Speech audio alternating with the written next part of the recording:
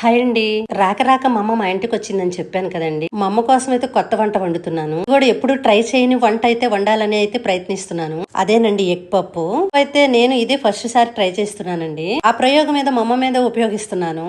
దాని ప్రాసెస్ చూసేద్దామా. ఫస్ట్ మైదా పిండిని తీసుకొని చపాతీ పిండిలాగా కలిపి పక్కన పెట్టుకున్నాను. తర్వాత 2 కోడిగుడ్లను ఉడకబెట్టుకుని పక్కన పెట్టుకున్నాను. తర్వాత 2 ఉల్లిపాయలు కట్ చేసుకొని దాంట్లో ఉప్పు, పసుపు, కారం, మసాలా, కొత్తిమీర అన్ని వేసి ఎర్రగా వేయించి పక్కన పెట్టుకున్నాను. ఏవైతే పిండి కలిపిన వాటిని 4 చపాతీలు పలసగా చేసుకున్నాను. దాన్ని ఒకదాని మీద ఒకటి పెట్టి 4 చపాతీలు కలిపి ఒక చపాతీ లాగా చేశాను.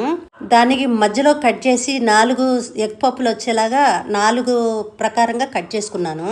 మధ్య యూట్యూబ్ చూసిన కాడి నుంచి ఏదో కొత్త వంట వండుతూనే ఉన్నానండి. అది ఫెయిల్ అయిద్ది అనుకుంటున్నా గానీ సక్సెస్ అవుతుంది. అని ఏది వండినా కూడా చాలా సూపర్ టేస్ట్ గా అయితే వస్తుందండి. కట్ చేసుకున్నాను. దాని మీద వండిన కర్రీని పెట్టి ఈ ఎగ్గుని హాఫ్ కట్ చేసి ఆ 4 వాటి మీద ఎగ్గుని హాఫ్ కట్ చేసిన వాటిని పెట్టాను. పెట్టి సమోసా మోడల్లో మడిశాను. దాన్ని నూనెలో వేసి గోల్డ్ కలర్ వచ్చేలాగా వేయించుకున్నానండి. మీలో ఎంతమందికి ఎగ్ పప్పు అంటే ఇష్టమో కామెంట్ చేయండి. కానీ టేస్ట్ మాత్రం సూపర్ వచ్చిందండి. యూట్యూబ్ పుణ్యమా అంటూ నేను కొత్త వంటలు అయితే వండుతూ ప్రయత్నిస్తున్నాను. మా ఇంట్లో వాళ్ళకి పెడితే మీ అమ్మకు పెట్టాం, ఆ తర్వాత మేము తింటాం అంటున్నారు. నేను మా అమ్మకే ఇచ్చాను.